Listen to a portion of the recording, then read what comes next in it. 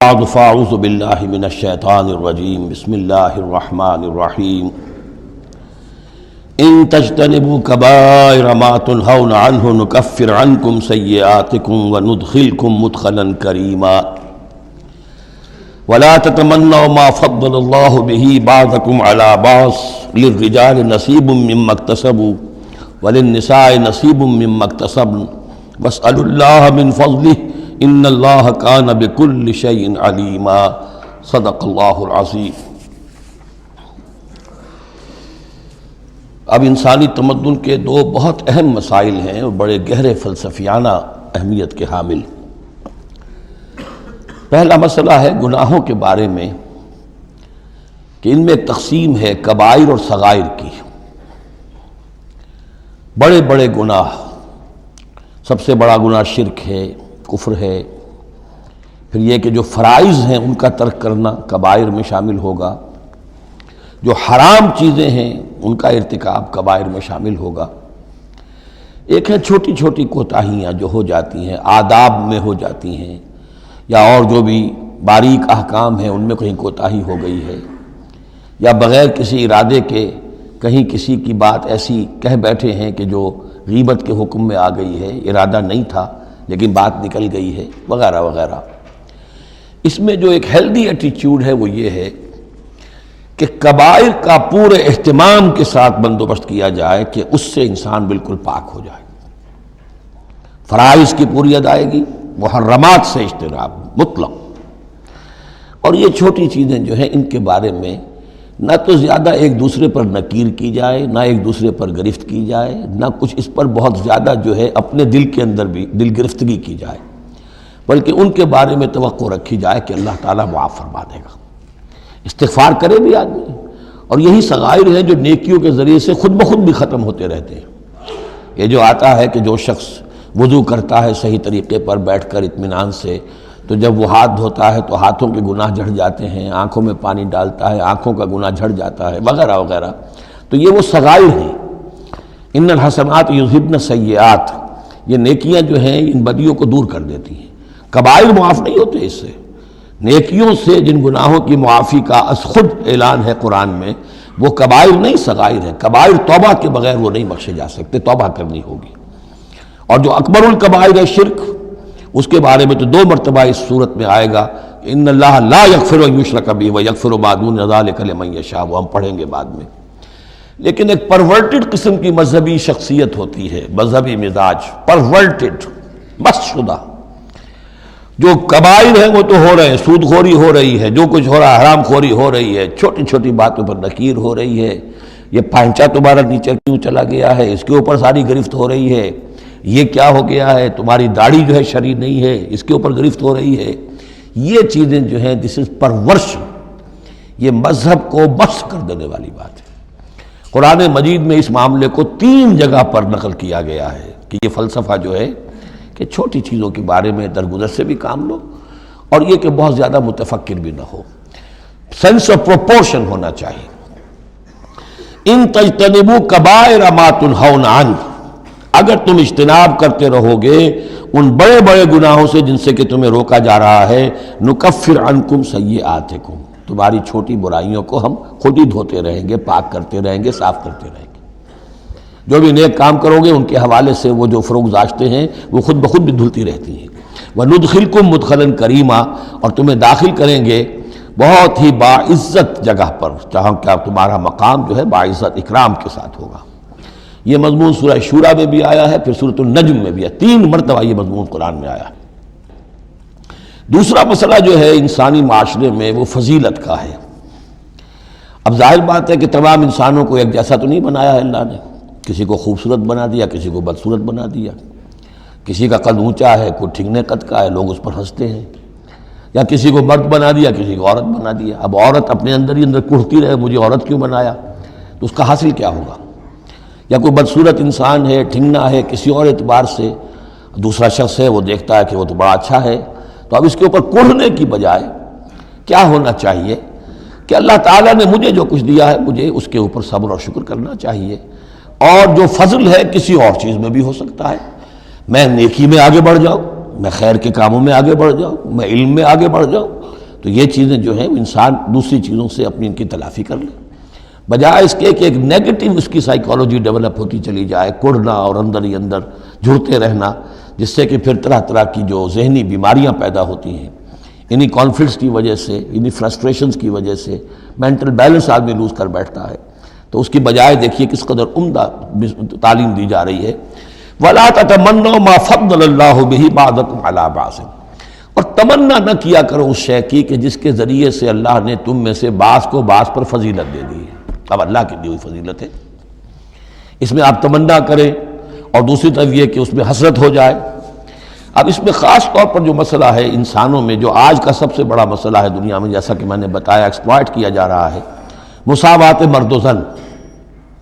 اب یہ بھی ایک فضیلت ہے، کسی کو اللہ نے مرد بنایا، کسی کو عورت بنایا۔ اب پہلی بات یہ بتائی جا رہی ہے للرجال نصیب مما اکتسبوا، مردوں کے لیے حصہ ہے اس میں سے کہ جو وہ کمائیں گے، وللنساء نصیب مما اکتسبن، اور عورتوں کے لیے حصہ ہے اس میں سے جو وہ کمائیں گی۔ یعنی جہاں تک نیکیوں کا معاملہ ہے، بدیوں کا معاملہ ہے، خیرات کا معاملہ ہے، حسنات کا معاملہ ہے یا سیئات کا معاملہ ہے، اس میں بالکل ایکویلٹی ہے۔ مرد نے نیکی کمائی اس کے لیے، عورت نے نیکی کمائی اس کے لیے، اس میں برابری ہے۔ عورت نیکی میں مرد سے آگے نکل جائے، اتنے مرد ہوں گے کروڑوں کہ جو رش کریں گے حضرت خدیجہ کی کے مقام پر، کہ جو ان کا نمایاں ہوگا قیامت کے دن، یا حضرت عائشہ یا حضرت فاطمہ کا مقام، تو وہ عورتیں تھیں اور مرد ہوں گے بڑے بڑے، لیکن یہ کہ ان کی خاک کو بھی نہیں پہنچ سکیں گے۔ تو یہ ہے کہ اس میں تسلیم کرے آدمی، تسلیم و رضا، کہ جو بھی اللہ نے مجھے بنا دیا اور مجھے دیا ہے، اب مجھے اس میں بہتر سے بہتر کرنا ہے۔ یہ میرا شاکلہ تو اللہ کی طرف سے آ گیا ہے، کل یعمل علی شاکلتہ، اور جو ہم پڑھ چکے سورہ بقرہ میں کہ لا یکلف اللہ نفسا الا وسعہا، وسع جو ہے وہ اللہ نے بنا دی ہے۔ تو اب اس آیت کو بھی غلط کوٹ کیا جاتا ہے کمائی کے لیے، کہ عورتیں بھی کما سکتی ہیں، دیکھیے لکھا ہوا نصیب مما اکتسب، ان کے لیے حصہ ہے اس کمائی میں سے جو انہوں نے کیا۔ اچھا، کمائی سے مراد یہ سمجھ لیجئے قرآن مجید میں صرف ایک جگہ ایسی ہے سورہ بقرہ میں جو ہم پڑھ چکے ہیں، جہاں کسب کا لفظ آیا ہے معاشی جد و جہد اور معاشی کمائی کے لیے۔ باقی پورے قرآن میں کسب آتا ہے اعمال کے لیے، کسب حسنات، کسب سیئات، بدیاں کمانا، بھلائیاں کمانا، کسب اس کے لیے۔ اور دلیل اس کی یہاں کیا ہے، مما اکتسبنا نصیب۔ اگر تو ایک عورت نے کمائی کی ہے، تنخواہ 10,000 کی ہے، تو 10,000 میں سے 2,000 تو نہیں ملے گا اسے، باقی 8,000 شارٹ میں جائے گا۔ تو نصیب مما اکتسب نہیں ہے وہ، تو اگر کسی کی واقعی کوئی کام کرتی ہے خاتون، اگر کوئی اس میں حرام پہلو نہیں ہے، پیشہ جو ہے وہ بھی شریفانہ ہے، اس میں جو بھی آداب ہیں پردے کے، سطر کے، حجاب کے، وہ بھی ملحوظ رکھے ہوئے، ٹھیک ہے، تو جو کمائی اس کی پوری اس کی ہوگی، اس کا حصہ تو نہیں ہوگا۔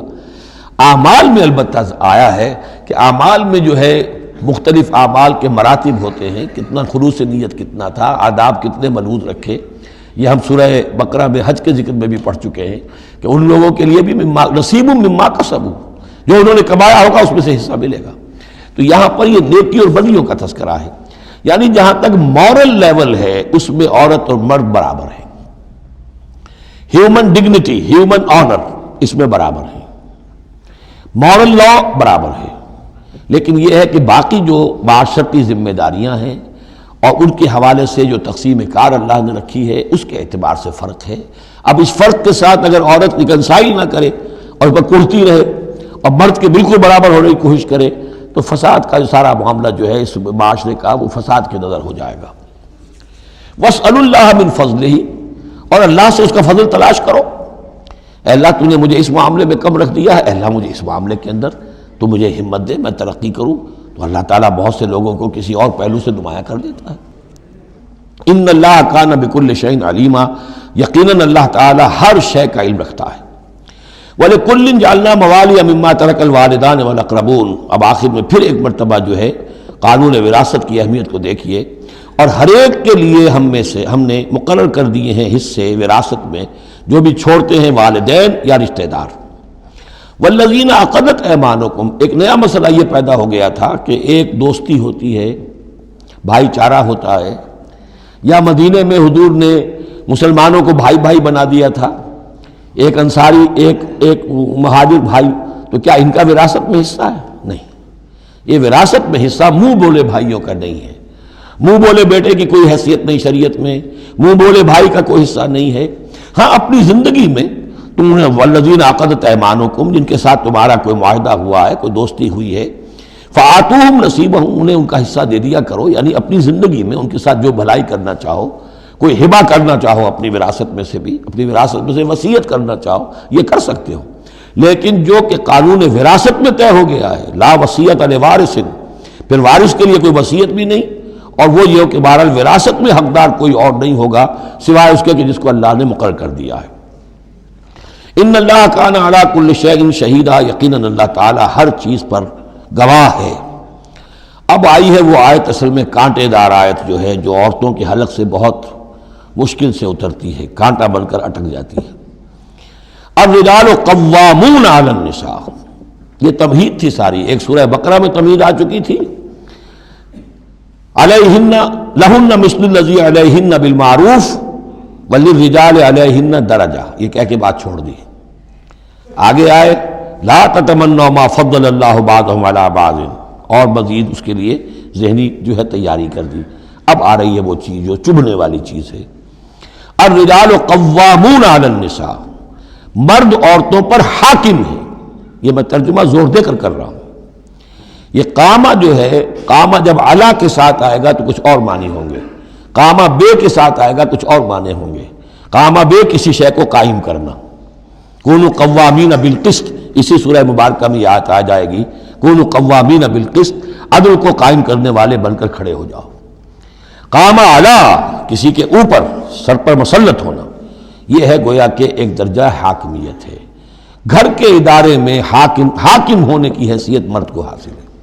سربراہ خاندان جو ہے وہ مرد ہے، عورت نہیں ہے۔ عورت کو بہرحال اس کے ساتھ ایک وزیر کی حیثیت سے کام کرنا ہے، یہ ہے اس کا اصل رول۔ اسی لیے میں بیان کر چکا ہوں کہ وہ جو نسیان کا معاملہ تھا، اللہ تعالیٰ نے اس کے اندر، چونکہ یہ سیکنڈ رول پلے کرنا ہے اسے یقیناً اس کے جذبات کو تو زیادہ ٹھیس پہنچنے کا امکان رہے گا۔ آدمی کو، ہر انسان، مرد بھی چاہتا ہے میری بات چلے، عورت چاہتی ہے میری بات چلے۔ اب آخر کار کس کی بات چلے گی؟ یا تو دونوں کسی طریقے سے کسی مسئلے میں متفق ہو جائیں، اور عورت جو ہے بیوی اپنے شوہر کو دلیل سے، اپیل سے جس طرح قائل کر لے تو معاملہ ٹھیک ہو گیا۔ اب اگر نہیں ہو رہا معاملہ تو اب کس کی رائے چلے گی؟ مرد کی رائے چلے گی۔ تو کس کو اس سے ایک صدمہ پہنچے گا؟ عورت کو پہنچے گا۔ لیکن اس صدمے کا ہی جو ہے انفلوئنس، اس کو کم کرنے کے لیے سیفٹی والو، نسیان کا مادہ اللہ تعالیٰ نے عورت میں زیادہ رکھ دیا۔ اسی لیے پھر اس قانون شہادت کے اندر ایک مرد کی جگہ 2 عورتوں کو وہاں پر اس کا نصاب رکھا گیا۔ الرجال قوامون علی النساء بما فضل اللہ بعضهم علی بعض۔ اب یہ دوسری بات ہے کہ اگر وہ شوہر حاکم ہو کر ظلم کرتا ہے، ان کے حق ادا نہیں کرتا، تو اللہ کے یہاں بڑی سخت پکڑ ہوگی، یہ تو دوسری بات ہے بالکل۔ لیکن یہ کہ جو قانون ہے اسلام کا وہ یہی ہے کہ یہ اختیار دیا گیا، اب آپ اس اختیار کا غلط استعمال کر رہے ہیں، آپ اس کو ظلم کا ذریعہ بنا رہے ہیں، تو اس کی سزا اللہ تعالیٰ کے ہاں آپ کو مل جائے گی۔ بما فضل اللہ بعضهم علی بعض، بسبب اس فضیلت کے جو اللہ نے بعض کو بعض پر دی ہے، وبما انفقوا من اموالہم، اور بسبب اس کے کہ جو وہ خرچ کرتے ہیں اپنے مال۔ اب دیکھیے یہ خرچ کرنے کا معاملہ اسلام میں شادی سے شروع ہو گیا۔ شادی مرد کی بھی ضرورت ہے، عورت کی بھی ضرورت ہے، لیکن مرد مہر دیتا ہے، عورت مہر وصول کرتی ہے۔ تو جو خرچ کرنے والا ہے اب اس کی ایک حیثیت دوسری ہو گئی۔ پھر گھر میں اس کا نان نفقہ پورا جو ہے، اس کا خرچہ، اس کی ذمہ داری، اس کو سپورٹ کرنا شوہر کے اوپر ہے، تو اب وہ مال خرچ کر رہے ہیں۔ بما انفقوا من اموالہم، فالصالحات، تو نیک بیویاں کون ہیں؟ جو کہ ایک یوں سمجھیے قرآن کے نزدیک ایک عورت کا جو اچھا کردار ہونا چاہیے، ایک خاتون خانہ کی جو بہترین روش ہونی چاہیے، وہ یہاں 3 الفاظ میں آئی ہے۔ فالصالحات، نیک بیویاں، قانتات، ایک تو فرما بردار ہوتی ہیں، شوہروں کی فرما بردار، حافظات للغیب، غیب میں حفاظت کرنے والیاں، یعنی ظاہر بات ہے کہ مال ہے کسی کا تو گھر میں ہے، وہ تو کام پہ چلا گیا ہے، اب وہ کس کی حفاظت میں ہے؟ بیوی کی حفاظت میں ہے۔ اسی طرح اب بیوی کی جو عصمت ہے وہ در حقیقت مرد کی عزت ہے، اب وہ اس کی عزت کی حفاظت کرے اس کی غیر موجودگی میں۔ اسی طرح مرد کے راز ہوتے ہیں، سب سے زیادہ بڑھ کر جو ہے رازدان وہ تو بیوی ہوتی ہے، تو تو تین اعتبارات سے حافظات للغیب، حافظات للغیب، غیب میں حفاظت کرنے والیاں، حفاظت کرنے والیاں شوہر کے مال کی، شوہر کے رازوں کی اور شوہر کی عزت کی۔ بما حفظ اللہ، اللہ کی حفاظت سے، حفاظت ہے تو اللہ کی، لیکن جیسے رازق اللہ ہے لیکن کام تو انسان کو کرنا پڑتا ہے، رزق کمانا پڑتا ہے۔ واللاتی تخافون نشوزہن، اور وہ خواتین کے جن کے بارے میں تمہیں اندیشہ ہو جائے ان کے اندر سرکشی کا، ضد ہے، ہٹ درمی ہے، بات نہیں مان رہی ہیں، اپنی بات منوانی ہے، کسی نہ کسی طریقے سے گھر کی فضا خراب کی ہوئی ہے، یہ ہے نشوز۔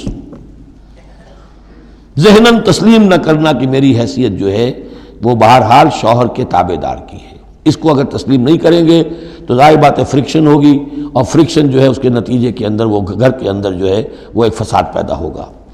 واللاتی تخافون نشوزہن فعظوہن، تو ان کو پہلے تو نصیحت کرو، واہجروہن فی المضاجع، دوسرے تنبیہ کے طور پر ان سے تعلق اپنے بستر علیحدہ کر لو اور ان کے ساتھ وہ تعلق زد و شو جو ہے کچھ عرصے کے لیے بند کر دو۔ وَاضْرِبُوهُنَّ، اس پر بھی ٹھیک نہ ہو تو انہیں مارنے کی بھی اجازت ہے۔ اس میں حضور نے جو روکا ہے وہ یہ ہے کہ چہرے پر نہ مارا جائے اور کوئی ایسی مار نہ ہو جس کا مستقل نشان جسم پر پڑے۔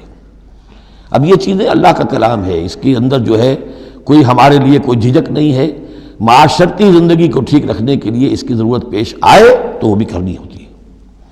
فَإِنْ أَطَعْنَكُمْ، پھر اگر وہ تمہاری اطاعت کریں، فَلَا تَبْغُوا عَلَيْهِنَّ سَبِيلًا، تو اب ان پر خام خواہ کی زیادتی کرنا، پچھلے غصے نکالنا، بار بار جو ہے وہ اپنے غصے کا اظہار کرنا، یہ بھی ٹھیک نہیں ہے۔ ان اللہ کان علیٰ کبیرا، یقیناً اللہ تعالیٰ بہت بلند ہے، بہت بڑا ہے۔ وَإِنْ خِفْتُمْ شِقَاقَ بَيْنِهِمَا، اور اگر تمہیں یہ اندیشہ ہو گیا ہو کہ ان میں تو اب زدم زدہ ہو گئی ہے اور یہ اب ساتھ اب چلنا ان کا مشکل ہے، شوہر میں بیوی میں مزاجوں کا اختلاف ہے اور اس کی وجہ سے کوئی زدم زدہ، عورت بھی اکڑ گئی ہے، مرد بھی اکڑا ہوا ہے، تو اب ٹھیک ہے کیا کریں ہم؟ تو اس میں ایک کوشش کرنے کا حکم دیا پہلے، فَبَعْثُوا حَكَمًا مِّنْ أَهْلِهِ وَحَكَمًا مِّنْ أَهْلِهَا، تو ایک حکم مقرر کرو ثالث، لڑکے والوں میں سے، شوہر والوں میں سے، شوہر کے خاندان میں سے، اور ایک حکم جو ہے اس عورت یا لڑکی کے خاندان والوں میں سے۔ إِن يُرِيدَا إِصْلَاحًا، اگر وہ دونوں چاہیں گے اصلاح، یوفق اللہ بینہما، اللہ تعالیٰ ان کے مابین موافقت پیدا کر دے گا۔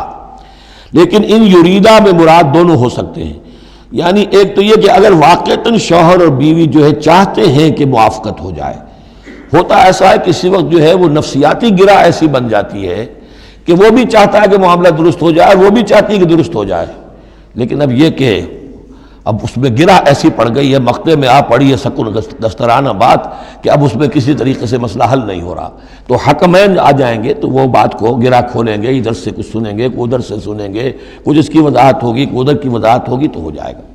اور ایک یہ بھی ہو سکتا ہے کہ اس سے مراد حکمین ہو کہ اگر حکمین پوری سی کوشش کریں گے تو اللہ تعالیٰ ان کے مابین موافقت پیدا کر سکتا ہے۔ میرا رجحان پہلی رائے کی طرف زیادہ ہے۔ ان اللہ کان علیما خبیرا، یقیناً اللہ تعالیٰ بہت علیم اور خبیر ہے۔ اب جیسا کہ اس سے پہلے بھی سورہ بقرہ میں بھی جو اہل کتاب کے ساتھ بنی اسرائیل کے ساتھ میثاق لیا گیا تھا تو اس میں جو چیزیں آئی تھیں وہ یوں سمجھیے امہات شریعہ، دین کی بنیادیں کیا تھیں۔ ہم نے معاہدہ لیا تھا اللہ کے ساتھ شرک نہیں کرو گے، والدین کے ساتھ نیک احسان کرو گے، قرابت داروں کے ساتھ وغیرہ وغیرہ۔ اب یہ دوسرا مقام آ رہا ہے کہ شریعت کے اندر کیا چیزوں ہیں جو اہم تر ہیں جن کو سامنے رکھنا چاہیے معاشرتی سطح پر۔ سب سے پہلی بات وَاعْبُدُوا اللَّهَ وَلَا تُشْرِكُوا بِهِ شَيْئًا، پہلا حق اللہ کا ہے، اللہ کی بندگی اور پرستش کرو، اس کے ساتھ کسی کو شریک نہ ٹھہراؤ۔ نمبر 2 وَبِالْوَالِدَيْنِ إِحْسَانًا، یہ 4 مقامات قرآن میں ہیں جہاں اللہ کے حق کے فوراً بعد والدین کے حق کا تذکرہ ہے۔ والدین کے ساتھ حسن سلوک، یہ بھی ہمارے ہاں کے خاندانی نظام کے لیے بہت اہم بنیاد ہے کہ والدین کے ساتھ ان کا ادب ہو، ان کی خدمت ہو، ان کے ساتھ حسن سلوک ہو، ان کے سامنے آواز پست رکھی جائے۔ بڑی تفصیل سے سورہ بنی اسرائیل میں یہ بات آئے گی، لیکن یہ کہ یہ ہمارے معاشرے میں خاندان کے استحکام کی یہ بھی ایک بہت اہم بنیاد ہے۔ وَبِذِي الْقُرْبَىٰ، قرابت داروں کے ساتھ، وَالْيَتَامَىٰ وَالْمَسَاكِينِ، اور یتیموں کے ساتھ اور مسکینوں کے ساتھ، وَالْجَارِ ذِي الْقُرْبَىٰ، اور وہ ہمسایہ جو قرابت دار بھی ہو۔ پہلے عام طور پر محلے ایسے ہی ہوتے تھے، ایک ہی قبیلہ ایک جگہ رہ رہا ہے، رشتہ داری بھی ہے، ہمسائے کی بھی ہے، والجار الجنوب، اور اجنبی ہمسایہ بھی ہو سکتا ہے، جیسے آج کل شہروں میں ہوتے ہیں ہمسایہ اجنبی ہوتے ہیں، والصاحب بالجنب، اور ایک عارضی قسم کی بھی ہمسایگی ہوتی ہے کہ جو آپ کے برابر بیٹھا ہوا ہے، آپ بس میں بیٹھے ہیں آپ کے برابر بیٹھا ہوا، یہ بھی آپ کا ہمسایہ ہے، جو کسی بھی اعتبار سے آپ کے ساتھ ہے، آپ کے پاس بیٹھنے والا ہے، اس کے ساتھ بھی نیک سلوک، وابن سبیل، اور مسافر کے ساتھ نیک سلوک، وما ملکت ایمانکم، اور جو بھی تمہارے لونڈی غلام ہیں جو تمہاری ملک یمین ہیں ان کے ساتھ بھی نیک سلوک۔ ان اللہ لا یحب من کان مختالا فخورا، اللہ کو بالکل پسند نہیں ہے وہ لوگ کہ جو مختال ہیں، شیخی خورے اور اکڑنے والے، فخر کرنے والے، اکڑ کرنے والے۔ الذین یبخلون ویامرون الناس بالبخل، جن میں یہ شیخی خوری ہوتی ہے، اکڑ ہوتی ہے، پھر وہ بخیل بھی ہوتے ہیں، اس لیے کہ عام طور پر تو انہیں اپنا جو تکبر ہوتا ہے وہ دولت کے برابر ہوتا ہے، انہیں معلوم ہے ہمارے پاس دولت ہے، تو ظاہر بات ہے دولت اگر وہ خرچ کر دیں گے اور دولت جو ہے نہیں رہے گی تو عزت نہیں رہے گی۔ جو کہ بخل کرتے ہیں وہ یامرون الناس بالبخل، اور لوگوں کو بھی نیکی بخل کا حکم دیتے ہیں، کیونکہ جب لوگ دیکھتے ہیں کہ یہ لوگ ذرا خرچے کے اندر کمی کرتے ہیں تو انہیں اندیشہ ہوتا ہے کہ یہ ہمیں ملامت کریں گے، تم بڑے بخیل ہو، تو اس سے پہلے ہی کیوں نہ کہو بابا یہ اس طرح نہ کیا کرو، تم خامخواہ پیسے اڑاتے ہو، کچھ نہ کچھ بچا کے رکھا کرو اور وقت پہ کام آئے گا، تو بجائے اس کے کہ آپ کو کوئی ڈیفنس لینا پڑے پہلے ہی آفنس لیجئے، تو یامرون الناس بالبخل، وہ لوگوں کو بھی بخلی کا مشورہ دیتے ہیں کہ عقل کے ناخن لو۔ وَيَكْتُمُونَ مَا آتَاهُمُ اللَّهُ مِنْ فَضْلِهِ، اور وہ چھپاتے ہیں اس کو جو اللہ نے انہیں اپنے فضل میں سے دیا ہے۔ دولت ظاہر ہوگی تو کوئی سائل سوال کر بیٹھے گا، یعنی اچھا مسکین صورت بنائے رکھو کہ ان کے اوپر تو شاید خود 2 وقت کے فاقے ہیں، اب ان سے میں کیا ان کے سامنے ہاتھ دراز کروں۔ وَأَعْتَدْنَا لِلْكَافِرِينَ عَذَابًا مُهِينًا، اور ایسے کافروں کے لیے ہم نے بڑا اہانت آمیز عذاب تیار کر رکھا ہے۔ وَالَّذِينَ يُنْفِقُونَ أَمْوَالَهُمْ رِئَاءَ النَّاسِ، اور اس سے بھی آگے بڑھ کر وہ لوگ ہیں برائی کے اندر، شناعت کے اندر، کہ جو خرچ کرتے ہیں مال لوگوں کو دکھاوے کے لیے۔ وَلَا يُؤْمِنُونَ بِاللَّهِ وَلَا بِالْيَوْمِ الْآخِرِ، اور وہ حقیقت میں ایمان نہیں رکھتے نہ اللہ پر نہ یوم آخر پر۔ وَمَن يَكُنِ الشَّيْطَانُ لَهُ قَرِينًا فَسَاءَ قَرِينًا، تو ایسے لوگ گویا کہ شیطان کے ساتھی ہیں، تو جن کا ساتھی شیطان ہو گیا ہو تو وہ تو بہت ہی برا ساتھی ہے۔ وَمَاذَا عَلَيْهِمْ، کیا ہو جاتا ان پر، کیا قیامت ٹوٹ پڑتی ان پر، لَوْ آمَنُوا بِاللَّهِ وَالْيَوْمِ الْآخِرِ، اگر وہ ایمان ہی لے آتے سچے دل سے، صدق دل سے اللہ پر اور یوم آخر پر، وَأَنفَقُوا مِمَّا رَزَقَهُمُ اللَّهُ، اور خرچ کرتے کھلے دل کے ساتھ اس میں سے جو اللہ نے انہیں دیا ہے، وَكَانَ اللَّهُ بِهِمْ عَلِيمًا، اور اللہ تعالیٰ ان سے اچھی طرح واقف ہے۔ إِنَّ اللَّهَ لَا يَظْلِمُ مِثْقَالَ ذَرَّةٍ، یقیناً اللہ تعالیٰ کسی پر ذرے کے برابر بھی، ذرے کے ہم وزن بھی ظلم نہیں کرے گا۔ لا یظلم مثقال ذرۃ وإن تک حسنۃ یضاعفھا، اگر نیکی ہوگی وہ ذرہ عمل کا جو ہے نیکی کا ہے اسے دگنا کرے گا، بڑھائے گا، بڑھوتری کرے گا۔ وَيُؤْتِ مِن لَّدُنْهُ، نہ صرف اس کو بڑھا کر دے گا واپس بلکہ اور اپنے پاس سے یؤتِ مِن لَّدُنْهُ أَجْرًا عَظِیمًا، خاص اپنے خزانے فضل سے مزید بہت بڑا اجر دے گا۔ اب یہ آیت جو آ رہی ہے آیت نمبر 41 ہے سورہ مبارکہ کی، یہ بڑی اہم ہے، یہ وہ شہادت علی الناس سے متعلق ہے جو سورہ بقرہ میں جو مضمون آیا تھا کہ اے مسلمانوں تمہیں اب شہداء علی الناس بنایا گیا، جیسے کہ نبی تم پر شہید تھے یا نبی نے تم پر شہادت دی ہے۔ نبی قیامت کے دن کھڑے ہو کر کہیں گے اے اللہ میرے پاس جو دین آیا تھا میں نے انہیں پہنچا دیا تھا، اب یہ ذمہ دار ہیں، they are responsible for their attitude and conduct. تو یہ بات تمہیں کہنی ہے قیامت کے دن کھڑے ہو کے، اے اللہ ہم نے اپنے زمانے کے لوگوں تک تیرا دین پہنچا دیا تھا، اب اس کے بعد جو بھی طرز عمل ہے یہ جواب دیں۔ ایسا نہ ہو کہ الٹا وہ ہمارے اوپر مقدمہ کرے کہ اللہ ان بدبختوں نے ہمیں نہیں پہنچایا، یہ خزانے کے سانپ بن کر بیٹھے رہے۔ تو یہ تو ایک رخ ہے اس کا، لیکن یہ کہ جس کے ذمے یہ ڈیوٹی لگ گئی ہو، واقعہ یہ ہے کہ اس کے لیے تو ایک بہت بھاری یوں سمجھیے کہ بوجھ ہے اس پر، اب اس کا جو ہے نقشہ کھینچا جا رہا ہے۔ قیامت کے دن کیا ہوگا؟ فَكَيْفَ إِذَا جِئْنَا مِن كُلِّ أُمَّةٍ بِشَهِيدٍ، تو کیا ہوگا اس دن، کیا صورتحال ہوگی جس دن کے ہم ہر امت میں سے ایک شہید کھڑا کریں گے۔ کون؟ ان کا نبی اور رسول جس نے ان کو دعوت پہنچا دی۔ وَجِئْنَا بِكَ عَلَىٰ هَٰؤُلَاءِ شَهِيدًا، اور اے نبی آپ کو ہم لائیں گے ان پر گواہ بنا کر، یعنی آپ کو کھڑے ہو کر کہنا ہوگا، جس کو کہ ہمارے تصور میں کہتے ہیں، ہمارے اصطلاح میں پروزیکیوشن وٹنس۔ عدالت خداوندی کا پروزیکیوشن وٹنس کون ہے؟ نمبر 1 پروزیکیوٹر کون ہے؟ نبی، اے اللہ تیرا پیغام جو پہنچا تھا میں نے پہنچا دیا تھا. Now they are accountable, responsible. تو اس کے کیا معنی ہوئے؟ اپنی ہی قوم کے خلاف گواہی آ گئی نا. الا کا لفظ یہاں بھی نوٹ کر لیجیے، الا ہؤلاء شہیدا. الا ہمیشہ مخالفت کے لیے آتا ہے. ہم توقع میں ہیں کہ ہمیں تو شفاعت ملے گی میٹھی میٹھی، یہاں کڑوا معاملہ ہے.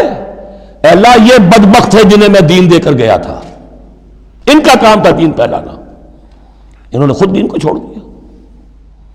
تو نبی شفاعت کریں گے یا نبی مقدمہ قائم کریں گے؟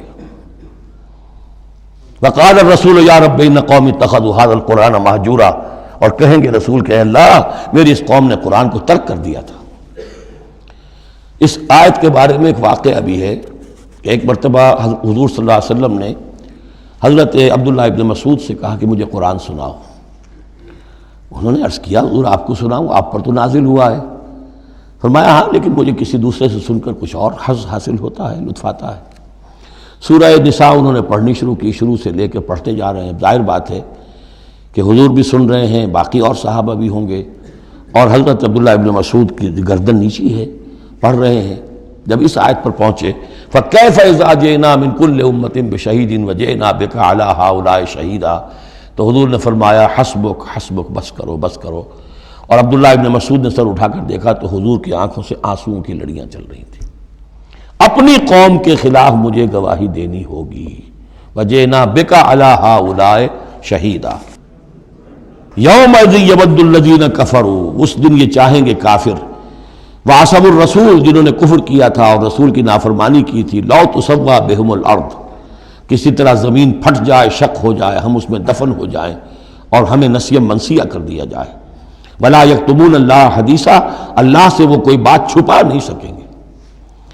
یا ایھا الذین آمنوا لا تقربوا الصلاۃ وانتم سکارى، اہل ایمان نماز کے قریب نہ جاؤ اس حال میں کہ تم نشے کی حالت میں ہو. اب یہ وہ سورہ بقرہ میں جو آیا تھا یسألونک عن الخمر والمیسر وللہ ما فی السماوات وما فی الارض، کہ اس کے اندر جو خباثت ہے، شناعت ہے، جو برائی کا پہلو ہے، اس کو ایک مرتبہ اور اجاگر کیا.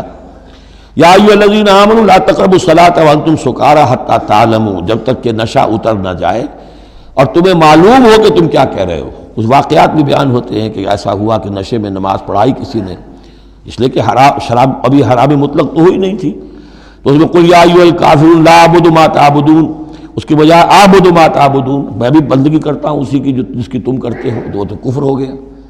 تو اس پر خاص طور پر یہ آیت نازل ہوئی حتی تعلموا ما تقولون، جب تک کہ تم سمجھ نہ رہے ہو شعور کے ساتھ کہ تم کیا کہہ رہے ہو. اب اس میں ایک اشارہ ادھر بھی ہو گیا، بے سمجھے نماز پڑھنا بھی ایسا ہی ہوا پھر. یعنی یہ کہ جو روکا جا رہا، ایک تو مدہوشی کی وجہ سے سمجھ میں نہیں آ رہا اور غلط سلط پڑھ رہے ہیں، اور ایک سمجھتے ہی نہیں. قرآن کہہ رہا ہے حتی تعلموا ما تقولون، تمہیں معلوم ہونا چاہیے کیا کہہ رہے ہو تم. اب جنہیں قرآن مجید کے معنی نہیں آتے، نماز کے معنی نہیں آتے، انہیں کیا پتہ ہے کیا کہہ رہے ہیں. وَلَا جُنُبًا إِلَّا عَابِرِي سَبِيلٍ حَتَّىٰ تَغْتَسِلُوا، اسی طریقے اگر تم حالت جنابت میں ہو، اگر اپنی بیویوں سے تم نے وہ تعلق قائم کیا ہو، مباشرت کی ہو، یا یہ کہ اور کسی اور طرح کی اسی وہ احتلام وغیرہ کی شکل ہو گئی ہو، تب بھی تم نماز کے قریب نہ جاؤ حتیٰ تغتسلوا، جب تک کہ غسل نہ کر لو. الا عابری سبیل، اس کے بارے میں بہت سے قول ہیں، لیکن یہ رائے یہ جو آگے بات بیان ہو رہی ہے اس میں آ جائے گا کہ ہاں سفر کی حالت میں اس غسل کی پابندی پر جو ہے وہ نرمی کی گئی ہے اور اس میں تیمم کی اجازت دی گئی ہے. وَإِن كُنتُم مَرْضَىٰ، اور اگر تم ہو بیمار، أَوْ عَلَىٰ سَفَرٍ، آدمی مریض ہے، نہانے میں اندیشہ ہے، بخار بہت تیز ہے یا کچھ اور ہے معاملہ ہے، أَوْ عَلَىٰ سَفَرٍ، یہ سفر میں ہے، أَوْ جَاءَ أَحَدٌ مِّنكُم مِّنَ الْغَائِطِ، یا یہ کہ تم میں سے کوئی جو ہے قضائے حاجت کے بعد آیا ہے، أَوْ لَامَسْتُمُ النِّسَاءَ، یا تم نے عورتوں کے ساتھ مباشرت کی ہے، فَلَمْ تَجِدُوا مَاءً، اور تم پانی نہ پاؤ. یعنی یہ تمام صورتیں کہ جس میں غسل واجب ہے یا یہ کہ وضو واجب ہے، تو ان دو صورتوں میں سے اگر بیماری راستے میں حائل ہے، سفر میں ہونے کی وجہ سے پانی نہیں ہے، یا کوئی اور وجہ ایسی ہے کہ پانی ہے دستیاب نہیں ہے، فَتَيَمَّمُوا صَعِيدًا طَيِّبًا، تو تیمم کر لیا کرو. لیکن تیمم کا جیسا کہ ہم پہلے پڑھ چکے ہیں، میں نے بتایا تھا کہ قصد کرنا تیمم، فَتَيَمَّمُوا صَعِيدًا طَيِّبًا، پاک مٹی کا اس کا قصد کرو. فَامْسَحُوا بِوُجُوهِكُمْ وَأَيْدِيكُمْ، اور پھر اپنے چہروں کو اور اپنے ہاتھوں کو اس سے مسح کر لو، بل لو۔ ان اللہ کان عفوا غفورا، یقیناً اللہ تعالی عفو ہے، بہت معاف کرنے والا۔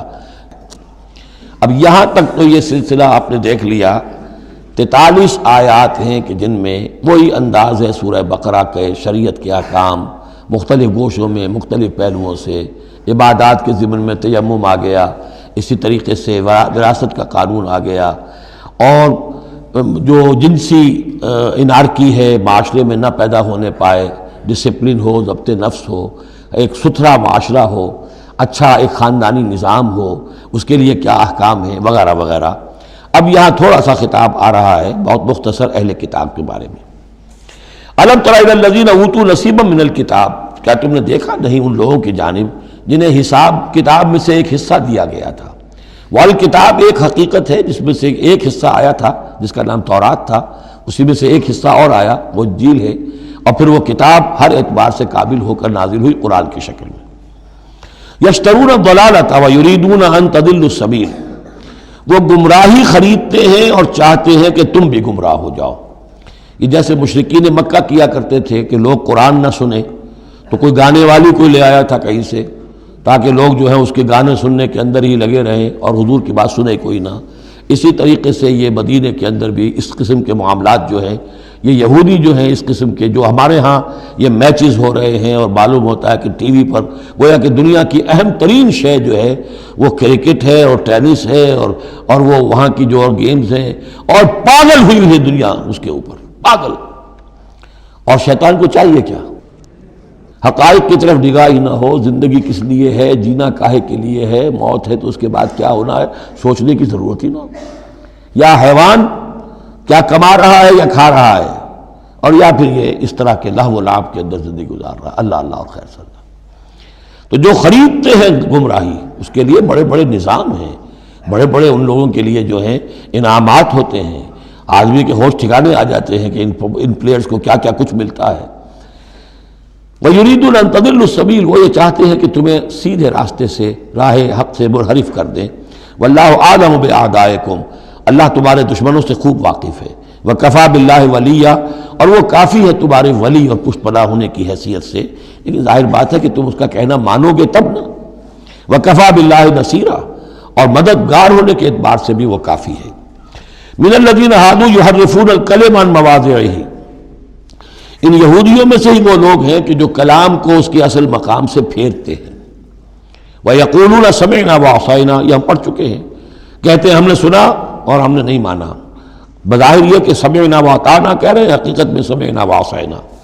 وَاسْمَعْ غَيْرَ مُسْمَعٍ، اور وہ حضور سے یہ بھی کہتے تھے گستاخ ذرا سنیے، نہ سنا جائے، نہ سنے۔ یہ چپکے سے کہہ دیا کہ ہمیں کوئی آپ کو سنانا بھی مطلوب نہیں ہے خاص۔ وَاسْمَعْ غَيْرَ مُسْمَعٍ وَرَاعِنًا لَيًّا بِأَلْسِنَتِهِمْ، اور رائنا کو رائینا کہہ دیا ہے ہمارے چرواہے، بِأَلْسِنَتِهِمْ اپنی لین اپنی زبانوں کو موڑ کر، وَطَعْنًا فِي الدِّينِ، اور دین میں طعن کرنے کے لیے، عیب لگانے کے لیے۔ وَلَوْ أَنَّهُمْ قَالُوا، اگر وہ یہ کہتے سمعنا وَأَطَعْنَا، ہم نے سنا اور مانا، وَاسْمَعْ وَانظُرْنَا، اور آپ ہماری بھی بات ذرا سن لیجئے اور ذرا ہمیں مہلت دیجئے، لَكَانَ خَيْرًا لَهُمْ وَأَقْوَمَ، یہ ان کے لیے کہیں بہتر ہوتا، بہت درست اور سیدھی بات ہوتی۔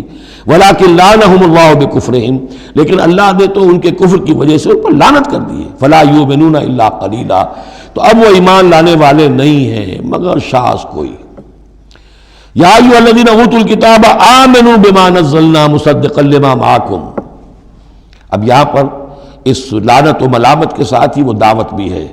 یہاں پہ جو چیزیں ملی ہوئی ہیں جیسے کہ ہم نے دیکھا سورہ بقرہ اور آل عمران میں وہ علیحدہ علیحدہ مقامات تھے۔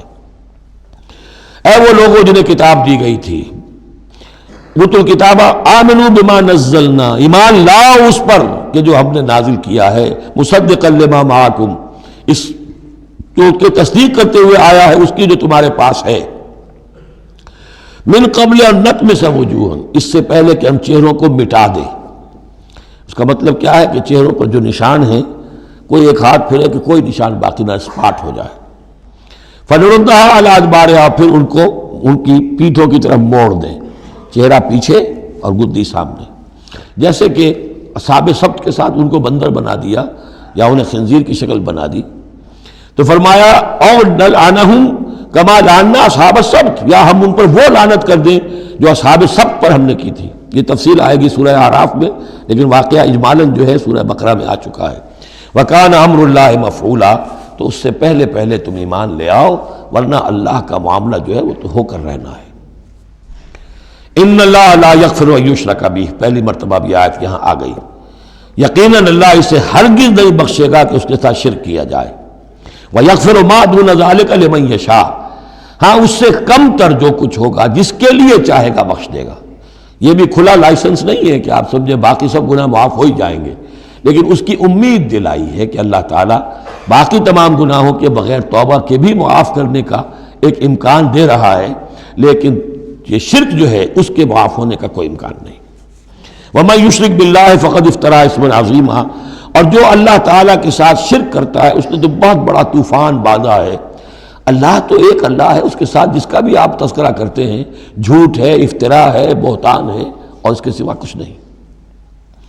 أَلَمْ تَرَ إِلَى الَّذِينَ يُزَكُّونَ أَنفُسَهُمْ، کیا تم نے دیکھا نہیں ان لوگوں کو جو اپنے آپ کو بہت اعلیٰ سمجھتے ہیں، پاک سمجھتے ہیں. یہ وہی جو فلسفہ میں بیان کر چکا ہوں کہ یہ یہودی سمجھتے ہیں کہ we are the chosen people of the lord. سورہ مائدہ میں آ جائے گا نحن ابناء اللہ واحباؤہ، ہم تو اللہ کے بیٹوں کی طرح ہیں، بلکہ اس کے بہت ہی چہیتے ہیں، لاڈلے. اور دوسرے جو ہیں گوئمز اور جینٹائلز، یہ تو دیکھنے میں انسان نظر آتے ہیں، حقیقت میں حیوان ہیں، گندے لوگ ہیں. ان کو تو جس طرح کھاؤ، لوٹو، گسوٹو، ان کو جس طریقے سے دھوکہ دو، ان کو بائی ہوک بائی کروک جو بھی ان سے استحصال ہو، جس طرح بھی کر سکو کرو. ان کے بارے میں تو لیس علینا فی الامیین سبیل، ان کے بارے میں ہم پر کوئی گرفت ہے ہی نہیں، ہم سے کوئی محاسبہ ہوگا ہی نہیں. جیسے ہرن ہے پھر رہا ہے، آپ نے شکار کیا کھا لیا، کون پوچھے گا آپ سے. اسی طرح یہ انسان نما حیوان ہے، جو چاہو کرو ان کے ساتھ. بل اللہ یزکی من یشاء، یہ تو اللہ تعالیٰ ہی پاک کرتا ہے جس کو چاہتا ہے. ولا یظلمون فتیلا، یہ تمہارے کہنے سے تم پاک نہیں ہو جاؤ گے، اونچے نہیں ہو جاؤ گے، اعلیٰ عرفہ نہیں ہو جاؤ گے. ہاں کہ ظلم نہیں کیا جائے گا ان پر کچھ بھی، فتیل کے برابر بھی. دھاگا، فتیل اصل میں کہتے ہیں کہ جو آپ نے دیکھا ہوگا آج کل تو کھجوریں کھاتے ہیں تو کھجور کی گٹھلی کے ساتھ ایک چھوٹا سا دھاگا لگا ہوتا ہے کہ جس سے بقیہ کھجور کے ساتھ اس کا تعلق ہوتا ہے، وہ گٹھلی کی ناف کے ساتھ سمجھ لیجئے، وہ فتیل ہے. اب ظاہر بات ہے کہ اس زمانے میں جو چھوٹی سی چھوٹی چیزیں لوگوں کے مشاہدے میں آتی تھیں تو کسی چیز کے چھوٹے ہونے کے لیے مثال وہیں سے دی جا سکتی تھی. انظر کیف یفترون علی اللہ الکذب، دیکھو کیسے یہ لوگ اللہ پر جھوٹ باندھ رہے ہیں. وَكَفَىٰ بِهِ اسما مبینہ، اور یہی گناہ کافی ہے، یعنی ان کی گرفت کے لیے اور ان کے عذاب دینے کے لیے یہی ایک بات کافی ہے جو انہوں نے گھڑ لی ہے.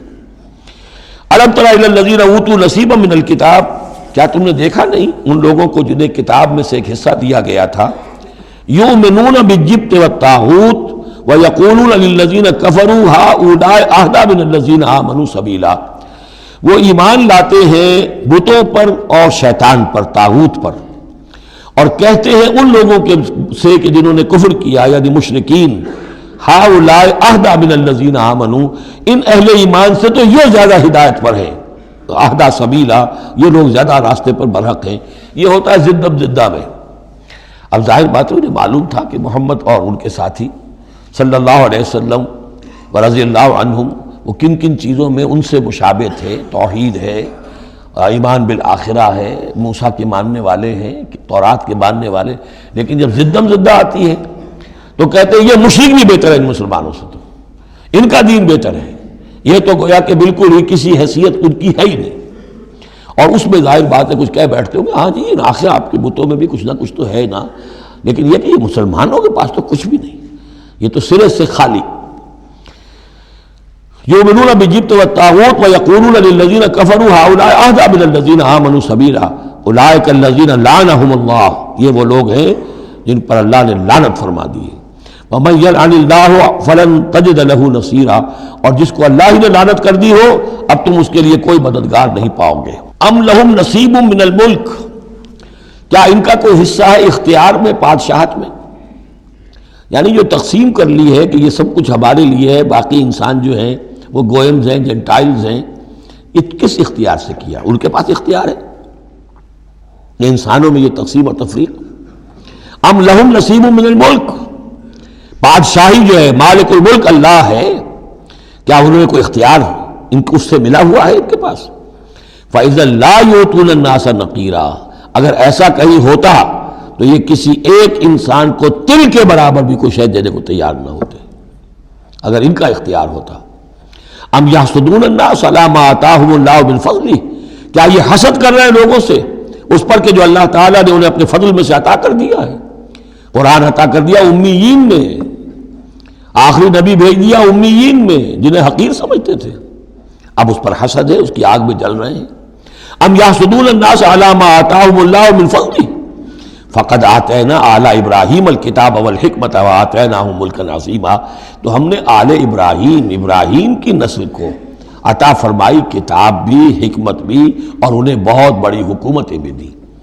یعنی تمہیں بھی اگر ملی تھی تو ابراہیم کی نسل ہونے کے ناطے سے ملی تھی، کتاب ملی، تورات ملی، انجیل ملی، تو یہ جو دوسری نسل ہے یہ بھی تو اسی ابراہیم کی نسل ہے۔ آتینا آل ابراہیم الکتاب والحکمت، ہاں بنی اسرائیل کو کتاب علیحدہ ملی، حکمت علیحدہ ملی، تورات علیحدہ تھی، انجیل علیحدہ تھی، اور یہاں کتاب اور حکمت ایک ہی جگہ پر قرآن میں اللہ نے جمع کر دی ہے بتمام و کمال، اور ایک ہی جگہ پر جمع۔ وَآتَيْنَاهُ مُلْكًا عَظِيمًا، تو جیسے ان کو ملک عظیم دیا تھا اب ہم ان مسلمانوں کو اس سے بڑا ملک دیں گے۔ یہ سورہ نور میں مضمون آئے گا لَيَسْتَخْلِفَنَّهُمْ فِي الْأَرْضِ كَمَا اسْتَخْلَفَ الَّذِينَ مِن قَبْلِهِمْ، ہم لازماً ان اہل ایمان کو دنیا میں وہ حکومت اور خلافت عطا کریں گے جیسے پہلوں کو عطا کی تھی۔ فَمِنْهُمْ مَنْ آمَنَ بِهِ وَمِنْهُمْ مَنْ صَدَّ عَنْهُ، تو ان میں سے کوئی وہ بھی ہیں جو ایمان لے آئے ہیں یا لے آئیں گے، جن کے دلوں میں کچھ رمق ہے، اور ان میں وہ بھی ہیں جو رک گئے ہیں، کھڑے رہ گئے ہیں، ہٹ گئے ہیں۔ وَكَفَىٰ بِجَهَنَّمَ سَعِيرًا، اور ایسے لوگوں کے لیے ان کو پھونکنے کے لیے بھڑکتی ہوئی آگ کافی ہے۔ ان الذین کفروا بآیاتنا سوف نصلیہم نارا، یقیناً وہ لوگ جو ہماری آیات کا کفر کریں گے ایک وقت آئے گا کہ ہم نصلیہم نارا، انہیں آگ میں جھونک دیں گے۔ کلما نضجت جلودہم بدلناہم جلودا غیرہا، جب بھی اور جیسے بھی ان کی کھالیں جلدیں جھلس جائیں گی، جل جائیں گی، ہم انہیں نئی کھالیں دے دیں گے، نئی جلدیں دے دیں گے، لیذوقوا العذاب، تاکہ وہ عذاب کا مزہ چکھتے رہیں۔ اب یہ بھی ایک بہت بڑی میڈیکل حقیقت ہے کہ جو اصل حس ہے پین کی وہ کھال ہی میں ہے، اندر جو ہے چاہے وہ ہمارے مسلز ہیں وہ ان کے اندر جلن کی ہوگی لیکن احساس نہیں ہوگا اس کا۔ اصل جو ہے احساس جلن کا، چٹکی ہے، کوئی اور تکلیف ہے، کانٹا چبھا ہے، اور یہ ساری چیزیں جو بھی ہیں اس کا سارا احساس جو ہے سینسیٹیو جو ہے وہ سکن ہے۔ تو سکن چونکہ ان کے لیے تکلیف کا موجب ہو رہی ہے، سکن جل گئی، اب انہیں نئی سکن دی جائے گی۔ بدلناہم جلودن غیرہا، اس کے سوا اور کھال دے دی جائے گی تاکہ وہ سوزش مسلسل رہے، وہ جلن کا احساس برقرار رہے، اس میں کمی نہ ہو۔ لیذوقوا العذاب، تاکہ وہ عذاب کا مزہ چکھتے رہیں۔ ان اللہ کان عزیزا حکیما، یقیناً اللہ تعالیٰ زبردست ہے، کمال حکمت والا۔ والذین آمنوا وعملوا الصالحات، وہی سائملٹینیس کنٹراسٹ، جب جہنمیوں کا تذکرہ ہوا ہے تو اہل جنت کا تذکرہ بھی ہے، اور وہ لوگ جو ایمان لائے اور جنہوں نے نیک عمل کیے، سندخلہم جنات تجری من تحتہا الانہار، ان قریب انہیں ہم داخل کریں گے ان باغات میں جن کے دامن میں ندیاں بہتی ہوں گی، خالدین فیہا ابدا، اور وہ رہیں گے ان میں ہمیشہ ہمیش، لہم فیہا ازواج مطہرۃ، ان کے لیے اس میں ہوں گی بڑی پاک باز بیویاں، وندخلہم، اور ہم انہیں داخل کریں گے ظلا ظلیلا، ایسی ٹھنڈی چھاؤں، گہری چھاؤں کے اندر ہم انہیں داخل کریں گے۔ ظل اور ذلیل، بہت ہی ٹھنڈی چھاؤں۔ یہاں اب وہ ختم ہوا حصہ کہ جو اہل کتاب کی طرف روح سخن اور خطاب تھا، اب پھر مسلمانوں سے۔ ان اللہ یامرکم ان تؤدوا الامانات الی اہلہا، اور یہ دو تین آیتیں نہایت اہم ہیں قرآن مجید کی۔ سارا اسلام کا سیاسی، قانونی، دستوری نظام اس میں ہے۔ ان اللہ یامرکم ان تؤدوا الامانات الی اہلہا، پہلی بات تو یہ اللہ تمہیں حکم دیتا ہے کہ امانات سپرد کرو اس کے اہل لوگوں کو۔ فَإِذَا حَكَمْتُمْ بَيْنَ النَّاسِ أَن تَحْكُمُوا بِالْعَدْلِ، اور جب لوگوں کے درمیان فیصلہ کرو تو عدل سے فیصلہ کرو۔ پہلی بات یہ ہے کہ جو بھی آپ سیاسی نظام بناتے ہیں، انتظام کرتے ہیں، اس میں منصب ہوتے ہیں، منصبوں کی پھر ذمہ داریاں ہوتی ہیں تو اختیارات بھی ہوتی ہیں، اس کو دیکھ کر دینا چاہیے کہ کون اہل ہے۔ یہ کہ برادری کی وجہ سے، رشتہ داری کی وجہ سے، کسی کی دولت کی وجہ سے، کسی کے دھونس کی وجہ سے اگر آپ نے کیا تو خیانت کی ہے، پھر یہ امانت ہے۔ اس امانت کا استعمال صحیح ہونا چاہیے۔ عام معنی میں بھی امانت، جو بھی امانت کسی نے رکھوائی ہے اسے واپس لوٹانی ہے، لیکن یہاں یہ وہ معاشرتی زندگی اور جو بھی ایک اجتماعی زندگی کے جو اہم اصولوں کی حیثیت سے بات آ رہی ہے کہ ان تؤدوا الامانات الی اہلھا، جو بھی اہل ہیں اس کی استطاعت اور اہلیت رکھنے والے۔ نمبر 2 جوڈیشری، وَإِذَا حَكَمْتُمْ بَيْنَ النَّاسِ أَن تَحْكُمُوا بِالْعَدْلِ۔ پہلی چیز ہے سیاسی نظام، کس کو امیر بناؤ، امیر المومنین بناؤ، کس کے لیے تم ہیڈ آف دی اسٹیٹ بناؤ، کیا کرو، وہ تو جو بھی نظام ہوگا پہلے تو یہ کہ وہ اہلیت کی بنیاد پر ہو۔ نمبر 2 جوڈیشری جو ہے وہ مضبوط ہو۔ اذا حکمتم بین الناس ان تحکموا بالعدل، جب لوگوں کے مابین تم فیصلے کرو تو عدل کے ساتھ کرو۔ ان اللہ نعم ما یعظکم بہ، یقیناً اللہ تعالیٰ یہ بہت ہی اچھی نصیحتیں ہیں جو تمہیں کر رہا ہے۔ ان اللہ کان سمیعا بصیرا، یقیناً اللہ تعالیٰ سب کچھ سننے والا، دیکھنے والا ہے۔ اب تیسری ہے لیجسلیچر۔ آپ کو معلوم ہے یہ 3 پلرز ہیں ماڈرن اسٹیٹ کے، چوتھا کہہ دیتے ہیں کہ پریس بھی چوتھا پلر ہے، یہ کہنے کی باتیں ہیں، اصل میں تو 3 ہی ہیں، لیجسلیچر، جوڈیشری اور انتظامیہ، ایگزیکٹو۔ ایگزیکٹو کی پہلی آیت آ گئی، جسے اختیار دینا ہے دیکھ لو کہ اہل ہے کہ نہیں، عدلیہ، اور اب تیسری بات لیجسلیچر۔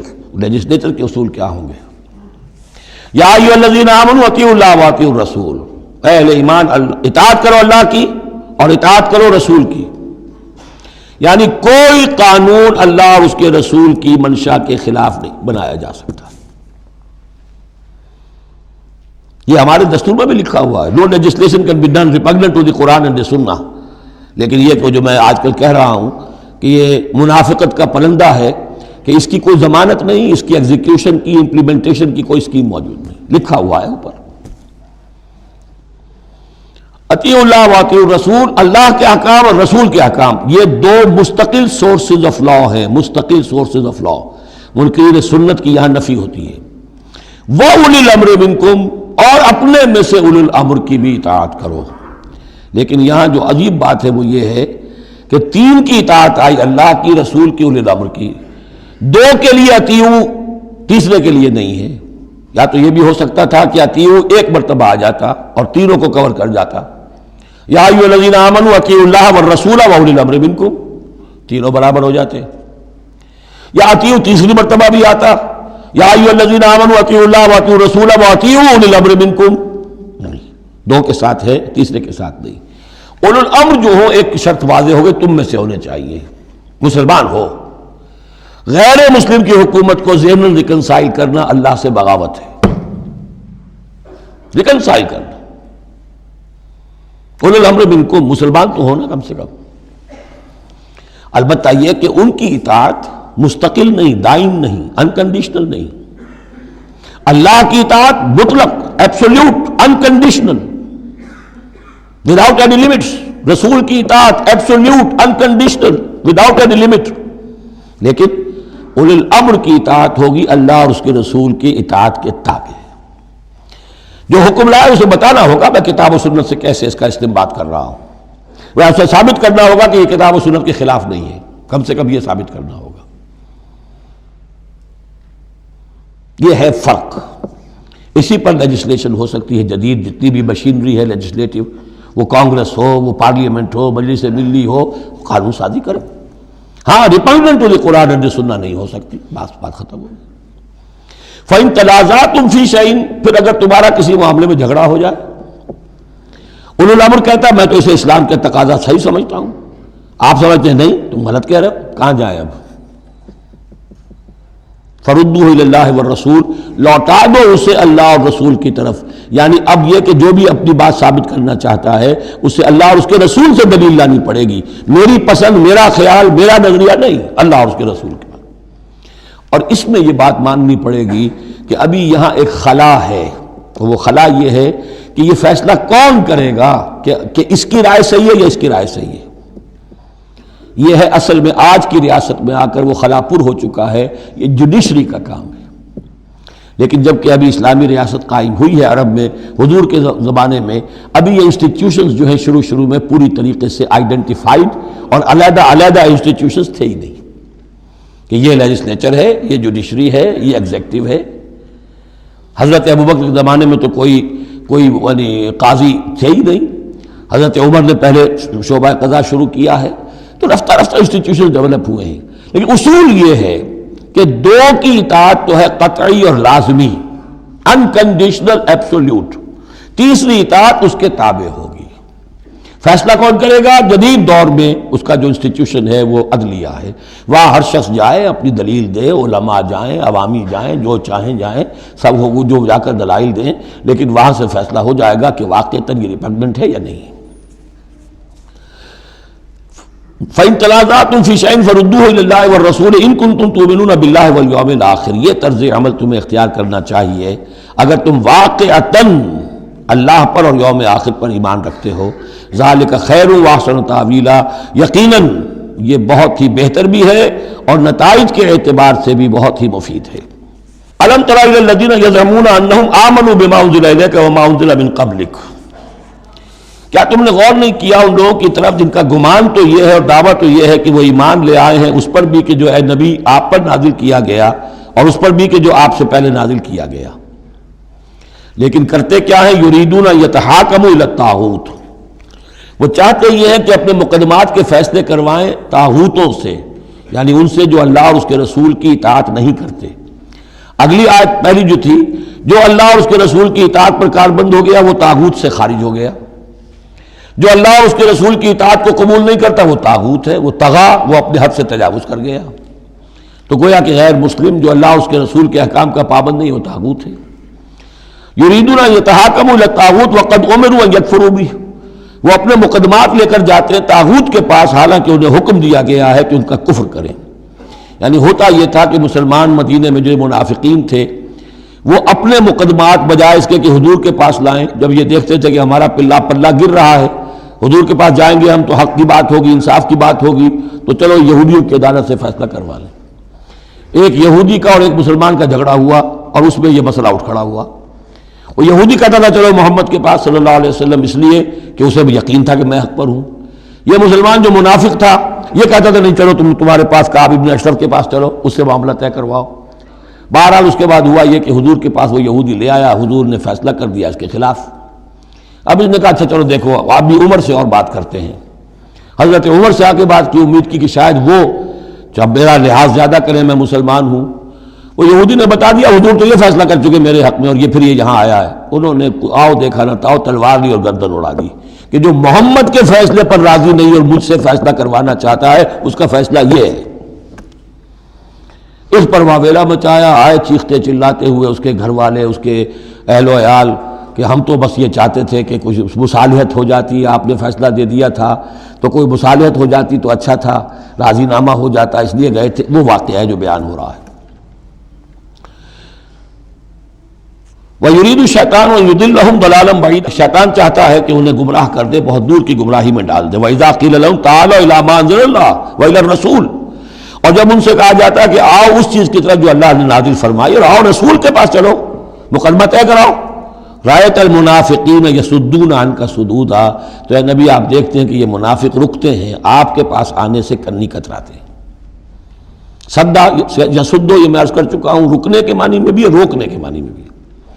فَكَيْفَ إِذَا أَصَابَتْهُمْ مُصِيبَةٌ بِمَا قَدَّمَتْ أَيْدِيهِمْ، تو پھر کیسے جبکہ ان کے اوپر کوئی مصیبت آ گئی اپنے کرتوت کی وجہ سے، اور جب چیختے چلایا ہے عمر نے یہ کر دیا، وہ تو مقدمہ قائم کرنا چاہتے تھے عمر کے خلاف، لیکن یہاں یہ ہے کہ فَكَيْفَ إِذَا أَصَابَتْهُمْ مُصِيبَةٌ بِمَا قَدَّمَتْ أَيْدِيهِمْ، ان کے اپنے ہاتھوں کے کرتوتوں کی وجہ سے جو مصیبت آ گئی، ثُمَّ جَاءُوكَ، پھر وہ آپ کے پاس آئے، يَحْلِفُونَ بِاللَّهِ، اور اللہ کی قسمیں کھاتے ہوئے آئے، إِنْ أَرَدْنَا إِلَّا إِحْسَانًا وَتَوْفِيقًا، ہم تو احسان بھلائی چاہتے تھے، موافقت چاہتے تھے، راضی نامہ چاہتے تھے، اس لیے عمر کے پاس گئے تھے۔ اولئک الذین یعلم اللہ ما فی قلوبہم، یہ وہ لوگ ہیں کہ جو کچھ ان کے دلوں میں اللہ اسے جانتا ہے۔ فاعرض عنہم، تو اے نبی ان سے آپ رخ پھیر لیجئے، وعظہم، اور ان کو ذرا نصیحت کیجئے، ڈانٹیے ڈپٹیے، وقل لہم فی انفسہم قولا بلیغا، اور ایسی بات کہیے ان سے جو ان کے دلوں میں اتر جائے۔ اس آیتوں کے اترنے کے بعد حضرت عمر رضی اللہ تعالیٰ عنہ کو حضور نے پھر بری قرار دیا کہ اللہ کی طرف سے ان کی برات آ گئی ہے، توثیق آ گئی ہے، اور کہتے ہی ہیں کہ اسی دن سے ان کا لقب فاروق بنا ہے، پھر حق و باطل میں فرق کر دینے والا۔ وَمَا أَرْسَلْنَا مِن رَّسُولٍ إِلَّا لِيُطَاعَ بِإِذْنِ اللَّهِ۔ اب ایک بات نوٹ کر لیجئے، منافقت جو یہاں پر زیر بحث آئے گی سورہ مبارکہ میں، وہ 3 عنوانات کے تحت ہے۔ منافقوں پہ نماز بھاری نہیں تھی، روزہ بھاری نہیں تھا، 3 چیزیں بھاری تھیں۔ ایک، رسول کی اطاعت، اور یہ بڑی نفسیاتی بات ہے، رسول انسان ہے، ہم جو رسول کی اطاعت کرتے ہیں تو رسول ہمارے لیے ایک انسٹیٹیوشن کی حیثیت رکھتے ہیں صلی اللہ علیہ وسلم۔ 2 ہاتھ 2 پاؤں 2 آنکھوں والا رسول ہمارے پاس موجود نہیں ہے، ان کے سامنے انسان موجود تھا، اس کے بھی 2 ہاتھ ہیں، اس کے بھی 2 پاؤں ہیں، اس کی 2 آنکھیں ہیں۔ انسان کی اطاعت کرے یہ بہت مشکل ہے، جیسا کہ جماعتوں میں ہوتا ہے۔ امیر کی اطاعت سے زیادہ بھاری کام کون سا ہے؟ بڑا مشکل کام، اپنی رائے کو پیچھے ڈالیں تو امیر کی رائے پر چلیں۔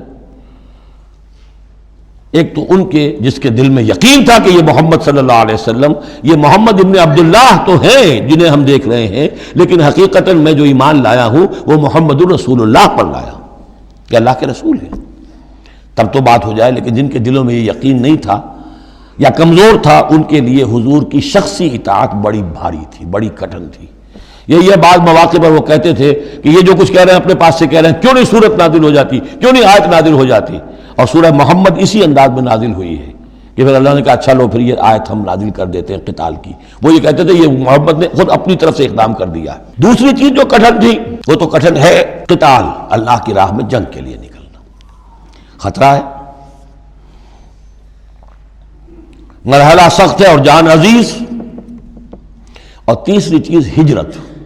اب ہجرت میں منافقین مدینہ نہیں، منافق جو اور تھے گردا گرد کے اور مکے میں جو تھے، ان کا ذکر آئے گا اب آگے۔ گھر بار چھوڑ کر، خاندان والوں کو چھوڑ کر نکل جانا آسان کام نہیں۔ اب سب سے پہلے اطاعت رسول، اس کی کیا اہمیت ہے؟ وَمَا أَرْسَلْنَا مِن رَّسُولٍ إِلَّا لِيُطَاعَ بِإِذْنِ اللَّهِ۔ تو ہم نے نہیں بھیجا کسی رسول کو مگر اس لیے کہ اس کی اطاعت کی جائے اللہ کے حکم سے۔ وَلَوْ أَنَّهُمْ إِذ ظَّلَمُوا أَنفُسَهُمْ، اور اگر انہوں نے جب اپنے اوپر ظلم کیا تھا، انفسہم جاؤ کا، اگر وہ آتے اے نبی آپ کے پاس، فاستغفر اللہ، اور اللہ سے بھی استغفار کرتے، واستغفر لہم الرسول، اور رسول بھی ان کے لیے استغفار کرتے اللہ سے، وجد اللہ توابا رحیما، تو وہ پاتے کہ اللہ تعالیٰ تو توبہ کا قبول فرمانے والا اور رحیم ہے۔ فلا وربک لا یؤمنون، تو نہیں تیرے رب کی قسم یہ ہرگز مومن نہیں ہو سکتے، حتیٰ یحکموک فیما شجر بینہم، جب تک کہ یہ آپ کو حکم نہ مانے ان تمام معاملات میں جو ان کے مابین پیدا ہو جائیں۔ کوئی چوائس نہیں ہے، جو بھی جھگڑا ہے، جو اختلاف ہے، جو بھی مسئلہ ہے، اس میں آپ کو حکم اگر نہیں مانتے تو تیرے رب کی قسم یہ مومن نہیں ہے۔ یہ انداز دیکھیے، اس کا جلال دیکھیے، فلا وربک لا یؤمنون حتی یحکموک فیما شجر بینہم ثم لا یجدوا فی انفسہم حرجا مما قضیت، اور پھر یہ کہ جو فیصلہ آپ کر دیں اس پر اپنے دل میں تنگی محسوس نہ کریں۔ اگر قبول بھی کر لیا لیکن کدورت کے ساتھ کیا، دل میں تنگی کے ساتھ کیا، تب بھی مومن نہیں ہے۔ وَيُسَلِّمُوا تَسْلِيمًا، اور سر تسلیم خم کرے جیسے کہ سر تسلیم خم کرنے کا حق ہے۔ بارک اللہ لی و لکم فی القرآن العظیم ونفعنی وإیاکم بالآیات والذکر الحکیم۔